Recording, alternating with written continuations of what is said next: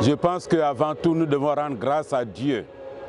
Rendre grâce à Dieu pour la vie consacrée en Côte d'Ivoire.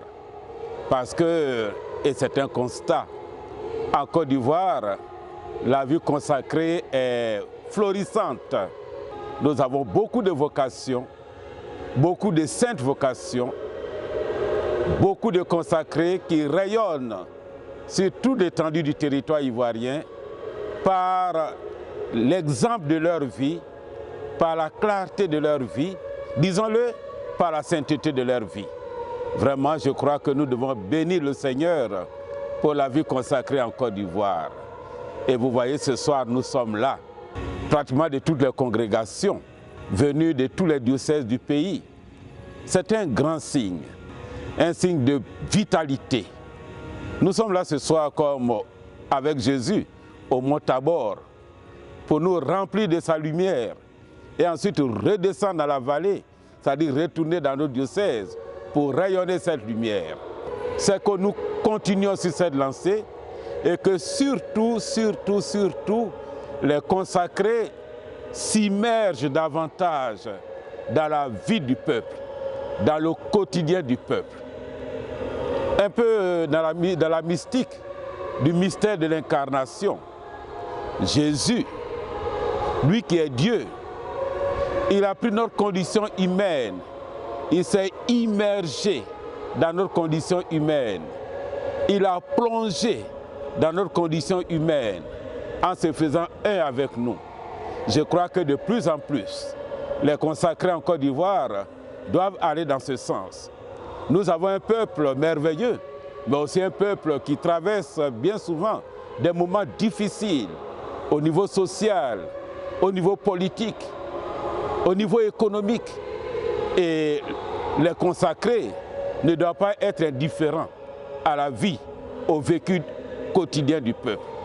De par mon expérience de religieux de la communauté de Don Orione, je sais combien la vie religieuse, la vie consacrée en Côte d'Ivoire a apporté à l'Église dans les différents diocèses et surtout au peuple ivoirien.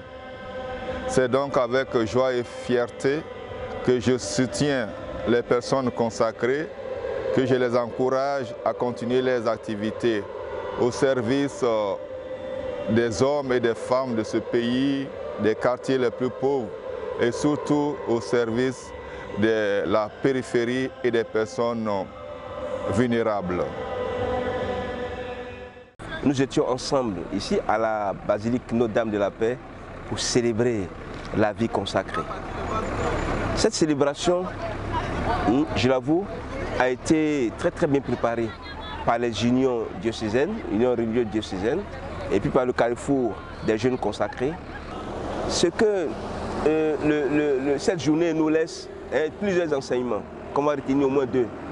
Le premier enseignement, c'est que nous sommes lumière, comme le Christ est lumière. Et en tant que lumière, faut éclairer. La lumière, c'est clair comme le Christ a éclairé. Comme le Christ a éclairé, nous aussi, nous voulons éclairer les zones d'ombre de nos vies personnelles, les zones d'ombre dans le monde. Et le deuxième enseignement, comment impacter pour que réellement les gestes, les paroles, les comportements que nous avons puissent faire prise réellement. Prophétisme mise en lumière. Pourquoi? Pour le bien du monde. Alors j'invite vraiment tous les consacrés, d'où qu'ils sont, de quelle communauté, de quelle congrégation qu'ils soient.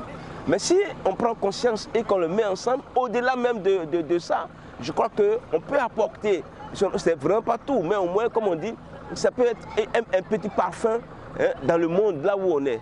Parce qu'il y a beaucoup de choses.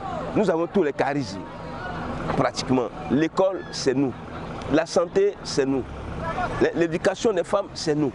Alors, pourquoi ne pas les mettre ensemble? Pourquoi ne pas demander au Seigneur de nous donner la force pour que nous puissions travailler? C'est ce message-là que je laisse à la fin de ce pèlerinage à tous les consacrés pour que réellement nous puissions prendre conscience et impacter réellement là où nous sommes. D'abord nos communautés et en dehors de nos communautés, pour le rayonnement de la vie consacrée.